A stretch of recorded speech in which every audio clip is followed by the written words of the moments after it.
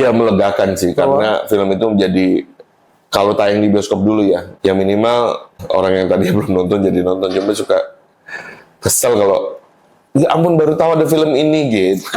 Jadi kayak, ya gara-gara lu nggak nonton sih di bioskop. Jadi gitu. Jadi turun nih gitu.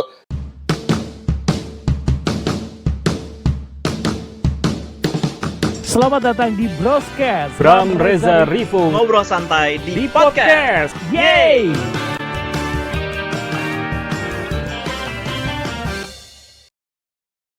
Oke mas, pertanyaan terakhir banget. Eh, Buat seorang alim studio, mana yang lebih, atau milih yang mana?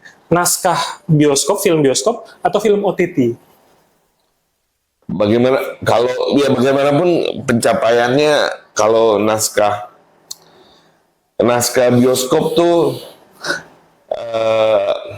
kalau dari pengalaman so far ya mungkin lebih everlasting gitu ininya, sebagai sebuah karya ya gitu, karena ya karena dia butuh tempat khusus untuk dimainkan kan, sehingga kayak begitu dia mencapai prestasi tertentu itu menjadi sesuatu yang lebih, ya istilahnya punya catatan sejarah gitu. Tapi kalau TV ya pada akhirnya memang mencapai meraih marketnya bisa jadi lebih luas, potensi meraih marketnya lebih luas, easily akses juga. Betul. Gitu. Tapi ya buat saya kadang lebih forgettable juga sih gitu. Oh iya? Lebih forgettable untuk dibandingkan film di bioskop ya. Tapi effort nulisnya juga berbeda. Kalau effortnya sih menurutku sama ya, sama sih proses. Cuma mungkin proses keterlibatannya kayak deg-degannya kan kayak sehari ini deg-degan banget gitu. Karena filmnya tayang di bioskop. Iya, tayang di bioskop, terus kemudian berapa lama bisa main, berapa pencapaiannya gitu. Itu kayak deg-degannya tuh mungkin sense of belongingness-nya bisa lebih Dalam. panjang dan lebih dalam, betul. Kalau nulis buat OTT, sense of belongingness-nya kayak nguak gitu, cepet dan cepet ininya gitu, karena kan perputaran film barunya jauh lebih banyak ya gitu. Walaupun kemudian angkanya sebenarnya juga bisa, sines juga pada tahu ya.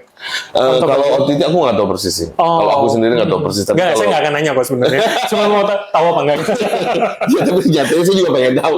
Aku nggak tahu tuh berapa gitu, penontonnya berapa gitu untuk di TV. Ya taunya cuma oke, masuk top 10, nomor berapa gitu, tahunnya gitu. Ya bersyukur kalau masuk top 10 gitu, sebagai sebuah standar ya gitu. Atau yang misalkan di bioskop tahun sebelumnya terus tahun berikutnya masuk OTT itu gimana? Memuaskan, melegakan nggak sih buat seorang penulis? Iya, melegakan sih, karena film itu menjadi, kalau tayang di bioskop dulu ya, jadi ya minimal orang yang tadi belum nonton jadi nonton. Cuma suka kesel kalau, ya ampun baru tahu ada film ini gitu. Jadi kayak, ya gara-gara lu nggak nonton sih di bioskop. Jadi turun nih gitu. Aduh gitu. Berarti pesannya nggak usah nunggu streaming, nonton di bioskop gitu.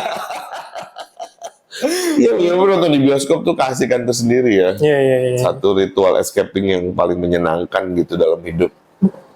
Dan bersama-sama ya, biasanya kan nggak sendirian. Bersama-sama, betul. Itu kayak, saya suka nonton sih dari kecil, jadi kayak pengalaman nonton tuh kayak nggak akan tergantikan gitu. Oh iya. Sama orang tua juga jangan-jangan. Dulu sama orang tua, tapi selalu bete sama orang tua. Karena beli tiketnya 3 yang nonton 5 gitu. Jadi mesti berantem dulu. Jadi kita jangan nonton tuh kayak udah malu dulu. Depan besok. Karena masih kayak, ingat nanti ini di pangku gitu. Zaman dulu kan, waduh, mana antriannya panjang kalau nonton film warkop gitu di bioskop atau film apalah gitu, pasti kayak cuma yang gitu.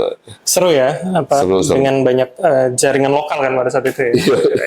Siap-siap Mas Alim, terima kasih banyak. Thank you, Bram. Ceritanya banyak banget dan semoga itu bisa jadi gambaran juga bahwa tidak hanya yang muncul aktornya saja, tapi banyak banget orang yang berjasa dalam sebuah film gitu Mas ya. Iya.